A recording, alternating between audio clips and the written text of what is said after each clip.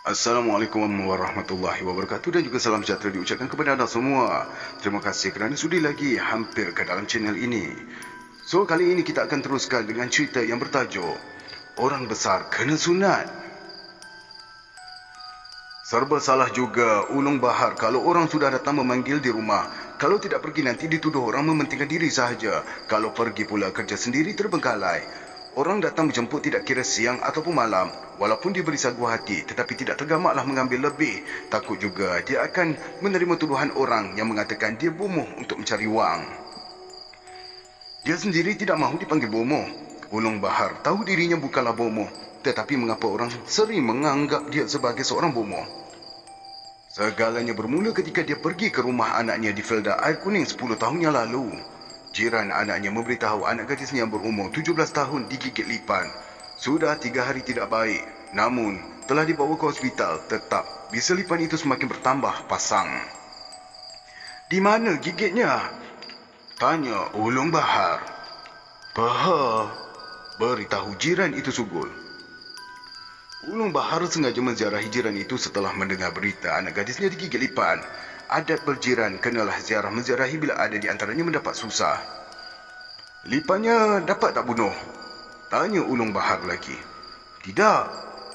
Jiran itu menggeleng kepala. Tak sempat saya nak bunuh sebab cepat sangat dia menghilang masuk dekat bawah tikar. Ujarnya. Nampak lipan dia? Ulung bahar ingin tahu. Nampak. Jelas jiran tersebut. Lipan bara, memang saya nampak lipan itu menyusut di bawah tikar. Kemudian dia terus hilang. Katanya mengingatkan kembali peristiwa bagaimana anaknya digigit lipan bara. Tiba-tiba saja anak gadisnya terjerit sebaik selesai makan malam. Dia menepis bahagian pahanya sampailah lipan tersebut jatuh ke tikar. Cepat-cepat dia mahu memukulnya, namun cepat-cepat pula lipan itu menyusup ke bawah tikar. Cuba bagi saya air sejuk, pinta ulung bahar. Dalam keadaan begini dia merasa patut juga membantu. Dia bukanlah mahu menunjukkan pandai, namun tidak mungkin bisa lipan bertambah pasang setelah 3 hari. Lagipun sudah dibawa ke hospital. Jiran itu segera mengambilkan air sejuk. Hatinya gembiralah kerana tiba-tiba saja ada orang yang sanggup menolong anaknya digigit lipan. Tidak kira pula disangkanya ulung bahar boleh mengubati anaknya itu. Kumat kamit mulut ulung bahar merenung air sejuk di dalam gelas di dalam tangannya. Pada mulanya dia mahu menyuruh gadis itu minum saja air tersebut. Namun kemudian ulung bahar tidak jadi memberikan air tersebut kepada gadis berkenaan. Hush, ini permainan orang. Ulung bahar mencebik bibir. Permainan macam mana tu, Ulung? Tanya jiran itu kehairanan. Tak usahlah kita panjang-panjangkan. Sahutnya memerhatikan gadis itu masih lagi mengerang kesakitan. Tak ada bisa lipan, cuma perasaan dia sahaja yang sakit. Ujar ulung bahar sambil mengetuk-ngetuk jari telunjuk pada bibir gelas. Permainan yang macam mana tu? Desak jiran itu lagi. Permainan orang muda? Kata ulung bahar tersenyum. Termenungnya jiran itu memikirkan maksud ulung bahar. Bila dia mengerling pada anaknya, gadis itu masih juga mengerang-gerang kesakitan. Tidak mungkin anaknya berpura-pura sakit kerana dia sendiri melihat lipan bara tersebut jatuh dari paha anaknya. Lipan itu lari menyusup di bawah tikar. Sekaligus dia memukulkan jarinya kuat sedikit ke bibir gelas. Tiba-tiba terapung satu lembaga lipan diperbuat dari upih pinang di dalam gelas tersebut. Macam dibuat-buat sahaja nampaknya. Gadis anak jiran itu pulih semula. Dia tidak merasa sakit apa pun. Bila ditanya sama ada dia digigit lipan atau tidak, dia sendiri pun tidak tahu. Lipan apa pula? Soalnya kehairanan. Cepat-cepat emaknya melihat bahagian paha yang digigit lipan itu. Tidak ada langsung kesan gigitan. Permainan orang. Ulangi ulang ulung bahar. Barulah jiran itu faham rupanya ada orang yang sengaja mempermain-mainkan anaknya dengan memuja upih pinang tadi dengan digambarkan seperti lipan. Jadi anaknya merasa seolah-olah digigit lipan. Sebaliknya, sakit bisa lipan itu hanya pada pandangan anaknya sahaja. Anaknya sendiri tidak menyedari apakah sebenarnya telah berlaku ke atas dirinya. Pulangkan sajalah ulung. Jiran itu menggertak bibir. Marah sangat dia pada orang yang melakukan tipu daya demikian. Ulung bahar tersenyum. Dia tahu inilah sifat manusia. Mudah saja mahu membalas dendam apabila dianiaya. Sepatutnya seseorang mukmin wajib mendoakan orang yang menganiaya orang itu supaya insaf dan bertaubat. Kita pulangkan saja, Ulung, desak jiran itu. Apa faedah yang kita dapat? Ulung Bahar marah bila didesak demikian. Tidak sepatutnya jiran itu memaksa dia melakukan sesuatu yang tidak disukainya. Biar dia jeran, sahut jiran itu yang masih menyimpan dendam. Jangan berdendam, ujar Ulung Bahar mengingatkan. Anak awak selamat cukuplah, bersyukurlah kepada Allah. Katanya macam menyindir. Sejak itulah orang-orang di situ akan memanggil Ulung Bahar atau ketika mereka ditimpa sakit pening. Kadang-kadang mereka sanggup mengajak anaknya Dalip untuk menjemput dia ke kampung. Tidak dapatlah Ulung Bahar mengelak lagi bila sudah ramai yang tahu kebolehannya. Orang-orang yang jauh dari Geransa di Selangor, hutan melintang di Perak, di Sabak Berenang, Pekalan Kempas di Port Isen akan datang mencari Ulung Bahar. Setelah mendapat tahu dari mulut ke mulut yang bermula di Felda Air Kuning itu, keballah dia yang dianggap sebagai seorang dukun di kalangan masyarakat. Malah Ulung Bahar juga pernah dipanggil ke istana bagi mengubah kerabat diraja. Pendek kata, nama Ulung Bahar sudah dikenali oleh ramai pembesar-pembesar dan pegawai tinggi kerajaan. Jadi, macam mana dia hendak mengelak apabila ada orang yang menjemputnya? Kalau sudah orang-orang besar memanggil, tentulah serba salah mahu mengelak. Bila sudah pergi memenuhi jemputan orang-orang besar, tentu dia tidak sedap hati kalau mengelak dari menerima jemputan orang-orang kampung. Tentu mereka menuduh dia memilih pesakit kerana mengejar wang. Hanya orang-orang besar saja sanggup memberi wang yang banyak. Namun bukanlah itu maksud Ulung Bahar. Dia terpaksa meninggalkan tanggungjawabnya mencari nafkah hidup disebabkan selalu dipanggil mengubati orang.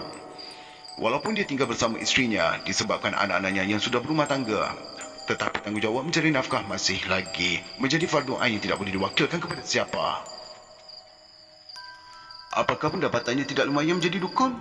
Perkara inilah yang sangat ditakutinya. Dia tidak mahu dituduh mencari nafkah hidup dengan berdukun. Walaupun tidak salah, namun tuduhan tersebut sangatlah menyiksa batinnya.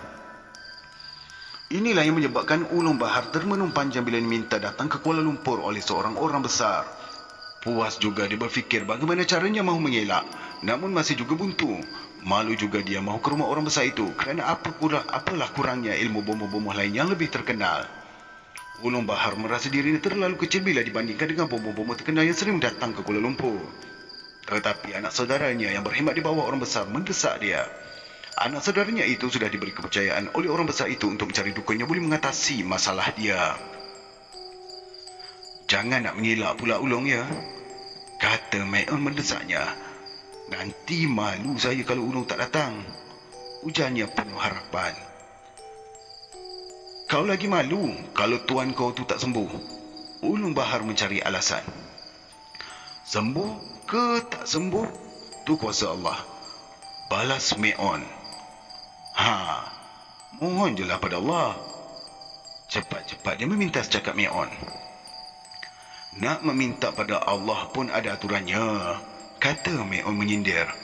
Ulung pun tahu kan aturannya, jadi kenalah Ulung tunjukkan aturannya.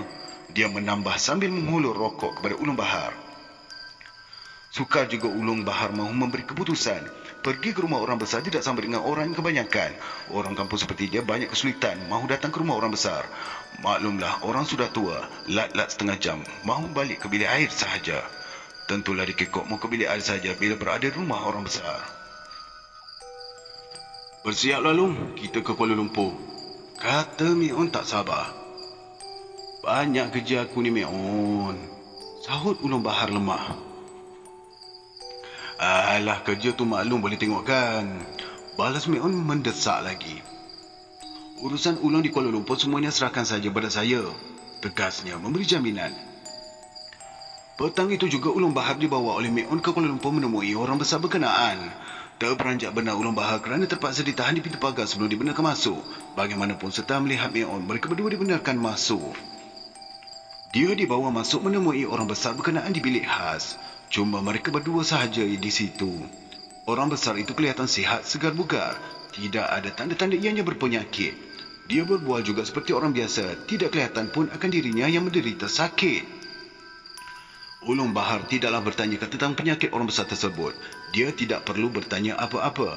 Kalau dia sudah bertanya, samalah macam terlalu mengetahui semua penyakit. Seolah-olah dia bersedia mengubat semua penyakit. Saya ni nampak saja sehat, Tok Ulung.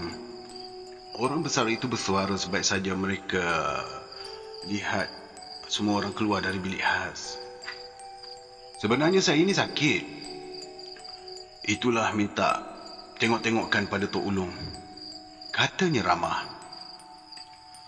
Cuba-cuba bolehlah tuan, sahut Ulung Bahar perlahan. Saya ni pun bukanlah pandai sangat. Maklumlah orang kampung. Dia merendahkan diri. Orang bandar pun bukan pandai sangat, sahut orang besar tersengih-sengih. Dia masih belum menerangkan penyakitnya pada Ulung Bahar. Bodoh orang bandar dia tak sama dengan pandai orang kampung. Ulung Bahar pula tertawa bila mengenangkan dirinya yang tiba-tiba saja menjadi orang penting. Hingga orang besar terpaksa menjemputnya datang ke rumah yang tersegam bagaikan istana. Bodoh orang bandar panjang itiannya. Pandai orang kampung diri sendiri pun tak terkemaskan. Dia masih merendah bila membandingkan dirinya dengan orang besar itu. Panjang itia pun panjang itia nak menipu bangsa. Orang besar itu macam meluahkan perasaan hatinya, bagaikan terpancar kekusutan dalam fikirannya di sebalik kemewahan hidup yang menyelubungi dia selama ini. Terlalu ramai orang nak menipu bangsa sendiri sekarang ni. Jelas orang besar itu lagi. Terdiam Ulung Bahar mendengar kata-kata berupa rintihan yang terluah dari mulut orang besar tersebut. Lama orang besar itu mendongak memerhatikan Shirley dengan keluhan memanjang selepas meluahkan perasaannya di hadapan Ulung Bahar. Kemudian perlahan-lahan dia bersuara. Sebenarnya saya ni dah tak melawan lagi Tok Ulung. Dah puas saya berubat. Tersentak juga Ulung Bahar mendengar pengakuan terus terang orang besar tersebut. Tentulah hidupnya sebagai orang besar pun tidak bermakna lagi kalau menanggung beban dan seksa batin sepanjang hidup. Seorang lelaki yang sudah kehilangan kelakiannya samalah macam anak patung untuk menjadi hiasan di sudut rumah saja. Orang yang membuatnya saya tahu, tapi biarlah. Keluhnya menahan sebab di dada. Secara tidak langsung orang besar itu mengakui sudah berkahwin lain. Akibat dari perkahwinan itulah ada orang yang iri hati menyebabkan tenaga kelakiannya hilang. Ulung Bahar tidaklah banyak bertanyakan apa-apa mengenai masalah yang dihadapi oleh orang besar tersebut. Tujuannya bukan hendak mengetahui bagaimana puncanya, namun cuba mengumbati sekiranya diizinkan oleh Allah. Kalau tidak berhasil, bukanlah tanggungjawab dia lagi. Saya hanya mencuba ya tuan. Kalau tak berjaya, jangan menyesal pula, beritahu Ulung Bahar. Tak. Saya faham Tok Ulung. Cepat-cepat dia memintas, cakap Ulung Bahar yang terlalu merendahkan diri itu. Tok Ulung cuma berusaha, yang menentukan tetap Allah juga, katanya. Alhamdulillah, kalau tuan kata macam tu, sahut Ulung Bahar tersenyum.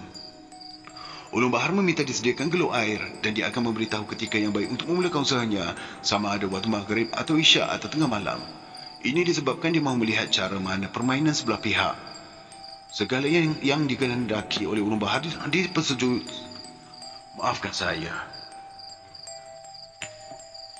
Segala yang dikehendaki oleh Ulung Bahar dipersetujui oleh orang besar. Malam itu dia tidak dibenarkan oleh orang besar mengikut Meon balik ke rumahnya di Gombak, namun disuruh menginap di rumah orang besar itu.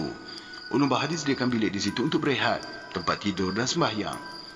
Selama di Kuala Lumpur, dia dikehendaki menjadi tetamu orang besar tersebut. Selepas menunaikan isyak, Ulung Bahar memberitahu orang besar dia mahu memulakan usahanya mengubati masalah yang dihadapi. Beberapa orang kerabat terdekat ada sama setelah diberitahu mengenai Ulung Bahar akan mengubat itu. Memang kerabat terdekat orang besar sudah tahu masalah tersebut, malah mereka semua sudah berusaha menolongnya. Sebab itulah orang besar menceritakan masalahnya kepada Meon. Ketika inilah Meon teringatkan Ulung Bahar di kampung. Lebih kurang pukul 9 malam, Ulung Bahar mula menarik geluk air ke hadapannya. Mulutnya kumat kamit serta matanya terpejam rapat. Sekali-sekala dia membuka mata memerhatikan ke dalam geluk sambil menghembus perlahan-lahan. Ketika ini Ulung Bahar sudah menguatkan zikirnya di dalam hati. Seluruh bulu romanya terasa meremang. Dia melihat dalam makrifat tentang masalah yang dihadapi oleh orang besar. Sekali-sekala orang-orang yang melihat Ulung Bahar nampak dia mengerutkan dahi sambil menggeleng-gelengkan kepala. Ulung Bahar melihat seorang lelaki berpakaian seperti Sami Buddha yang tersengih-sengih menunggu kedatangannya. Lelaki itu dipenuhi dengan tangkal azimat di seluruh badan. Lelaki itu seolah-olah mempersilakan dia hampir kepadanya. Namun, Ulung Bahar tidak mahu datang hampir. Dia membacakan Fatihah 3 kali lantas dihembus kepada lelaki berkenaan. Terpelanting lelaki itu bila dihembuskan dengan Fatihah. Mukanya merah padam menahan perasaan marah. Aku terima kau baik-baik. Kau balas dengan jahat. Bentak lelaki itu cepat-cepat berdiri bercekak pinggang. Kau nak tunjuk pandai dengan aku, sekarang terimalah habuan kau pula. Pekiknya mengambil debu tanah lalu dihembuskan ke arah ulung bahar. Terasa pada ulung bahar ribut kencang mahu menerbangkannya, namun dia menguatkan zikir di dalam hati menyebabkan ribut kencang tersebut tidak dapat menerbangkannya. Setelah ribut kencang itu berhenti, ulur bahar tidak nampak lagi ke mana lelaki tadi bersembunyi. Kenapa kau lari? Ulung bahar mencabar. Aku tak lari, sahut lelaki tadi tertawa mengejek. Nampaknya kau takut dengan aku. Lelaki itu terus mempersenda-sendakan ulung bahar. Aku tak takut pada kau. Aku takut pada Allah, kata ulung bahar memerhati sekeliling kawasan itu yang menjadi hutan rimba yang jauh dari manusia. Suara lelaki itu tertawa berdekah-dekah masih mengejek-ngejeknya. Ulung bahar membacakan surah Wad-Duha dihembuskan ke sekeliling. Serentak dengan itu lelaki tadi tersungkur di hadapannya. Terkial-kial lelaki itu bangun akibat jatuh terampas. Sekarang cubalah sembunyi, ulung bahar menyindir. Kemudian dia mendengar lelaki itu merungut dalam bahasa yang tidak difahaminya. Bagaimanapun dia dapat mengagak lelaki tersebut menggunakan bahasa Thailand. Jelasnya kepadanya lelaki itu adalah Bomo Siam. Berapa upah yang diorang bagi kat kau ni? Tanya ulung bahar. Aku bukan makan upah, sahut lelaki itu marah. Alalalala, Bomo Siam macam kau takkan tak makan upah. Ejek ulung bahar mahu menyakiti hati lelaki tersebut.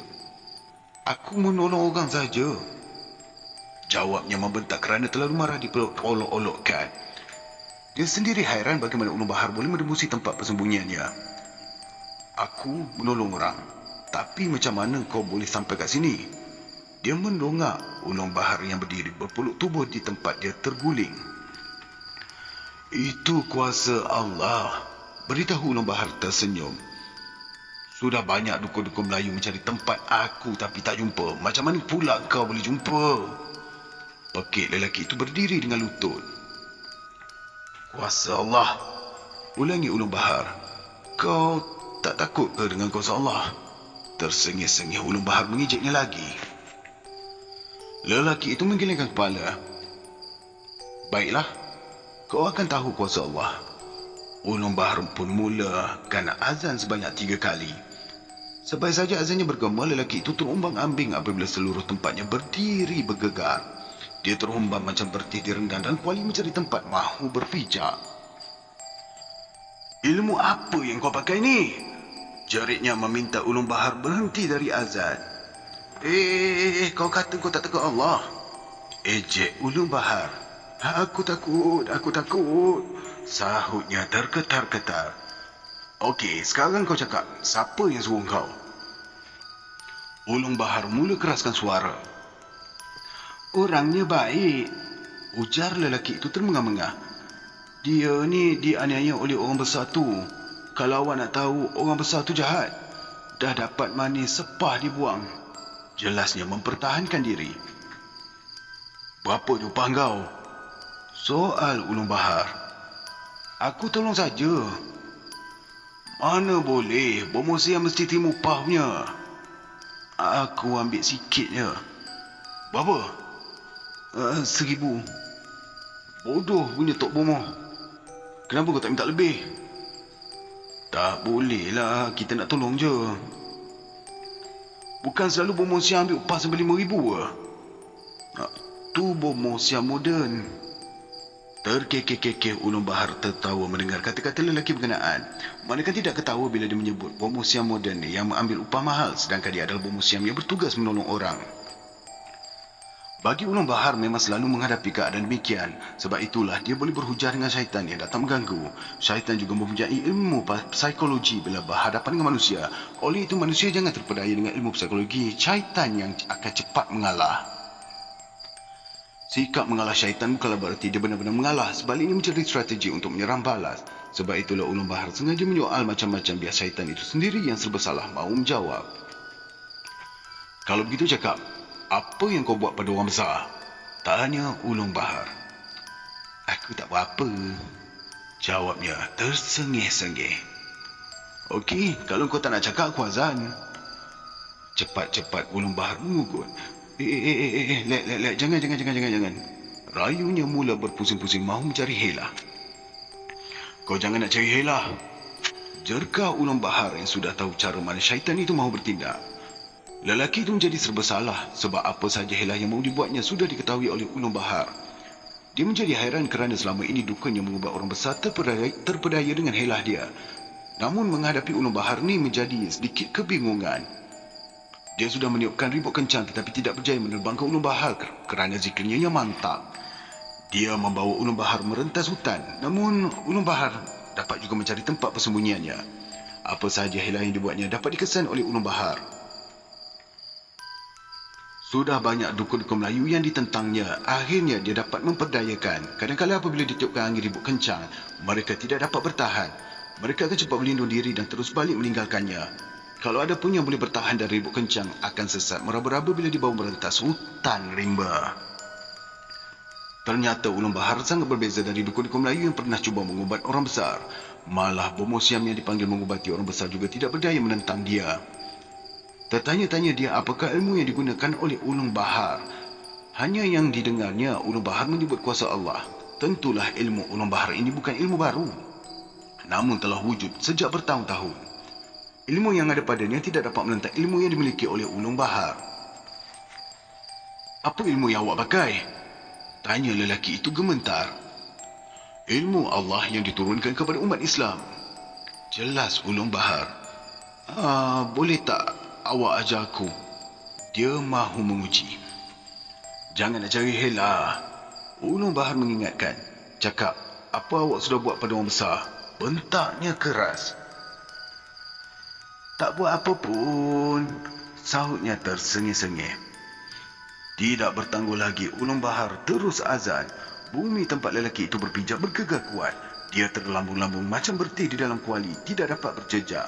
Terpekik-pekik dia meminta ulung bahar memberhentikan azan. Namun ulung bahar tidak peduli. Dia terus azan berulang kali.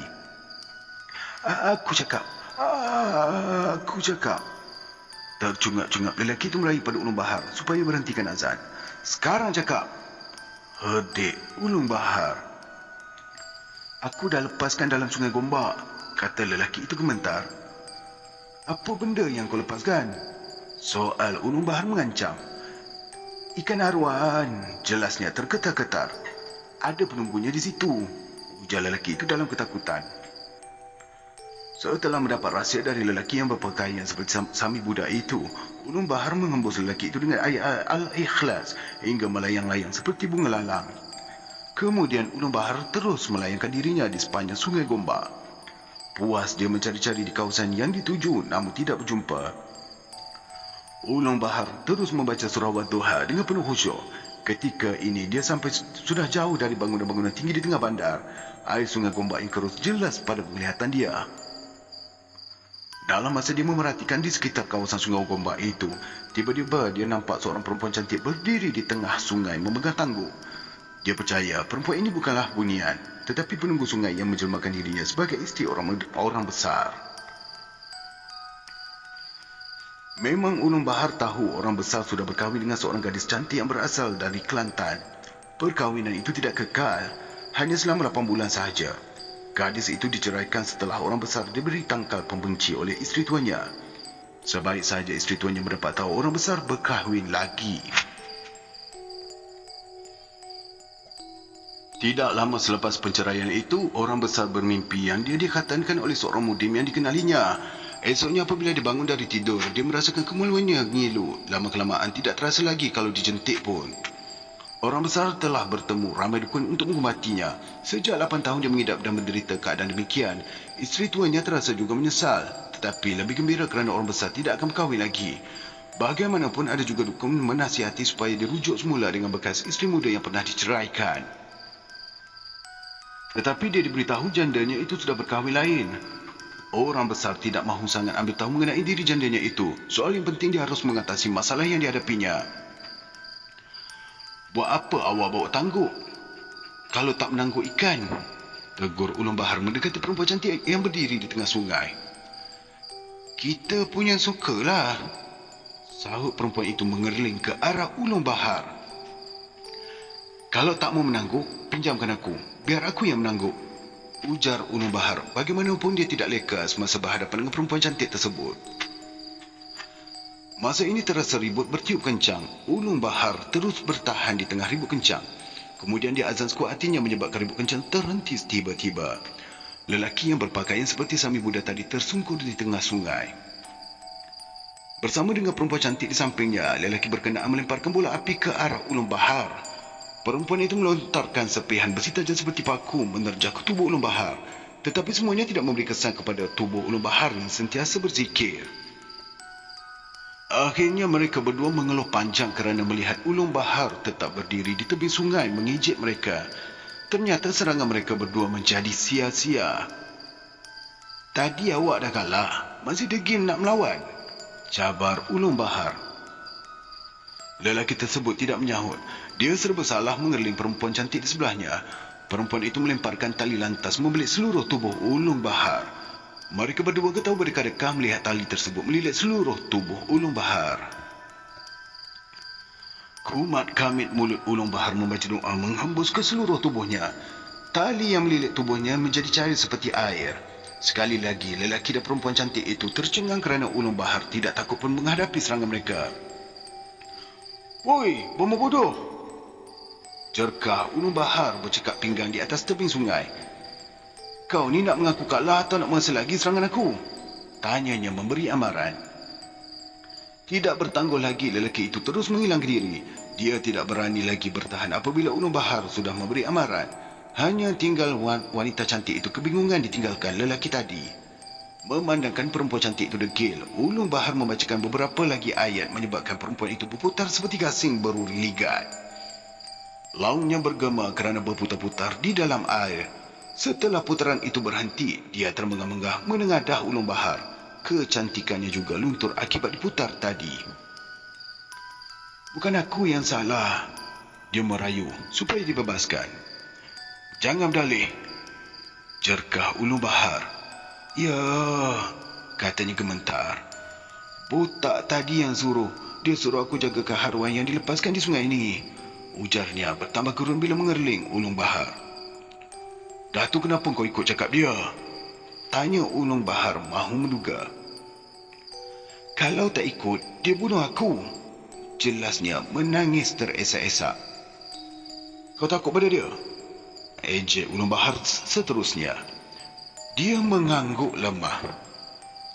"Kau tak takut Allah?" Suara keras Ulung Bahar semakin menggerunkan dia. Dia mengangguk juga. "Kalau kau takut kerana Allah, jangan pedulikan botak tadi," perintah Ulung Bahar merentap rambut perempuan tersebut. "Sekarang kau serahkan pada aku haruan tu," bentaknya. Mau tidak mahu terpaksalah perempuan tadi menangguk ikan haruan yang dilepaskan ke dalam sungai. Ulung Bahar terus menangkap ikan tersebut dari tangkuk perempuan berkenaan melalui marifat dan terus dibawanya semula ke rumah orang besar. Ketika ini mereka yang ada di rumah orang besar melihat Ulung Bahar mengetuk jari telunjuknya ke bibir geluk. 3 kali dia mengetuk berdentum seekor haruan yang masih berlumpur lagi tubuhnya menjelma di dalam geluk. Alhamdulillah. Ulung Bahar menarik nafas. Orang besar terkejut melihat ikan haruan di dalam geluk di hadapan Ulung Bahar. Geluk itu juga menjadi keruh disebabkan lumpur yang dibawa oleh haruan tadi. Kemudian dia membelah perut ikan itu. Dan di dalam perut ikan haruan berkenaan terdapat segulung benang kuning yang diikat pada paku setengah inci. Barang-barang yang dikeluarkan dari perut ikan itu diambil oleh Ulung Bahar dan dibungkus dengan sapu tangannya. Ikan haruan itu juga dibungkus dengan plastik kerana menurut Ulung Bahar, dia sendiri yang akan membuangnya ke laut. Setelah semuanya selesai, Ulung Bahar tidak membuat apa-apa tangkal atau azimat orang besar. Dia hanya membacakan doa lalu dihembuskan ke kepala orang besar. Kemudian, dia menyuruh orang besar solat tengah malam 2 rakaat. Tidak ada ubat-ubat lain yang diberikan oleh Ulung Bahar. Selepas dia mengubat malam itu, esoknya dia terus balik ke kampung. Orang besar bertanya sama ada dia akan mengubatnya 3 kali ulang. Namun, Ulung Bahar menjawab, "Nak buat apa lagi tuan? Bukannya tuan sakit?" Dia tersenyum mengerling orang besar. Kabarnya, Orang besar berkahwin lagi tidak lama selepas itu. Selepas peristiwa ini, orang besar tidak lagi mencari tangkal pembenci. Dia sendiri tidak marah lagi kalau orang besar berkahwin lagi.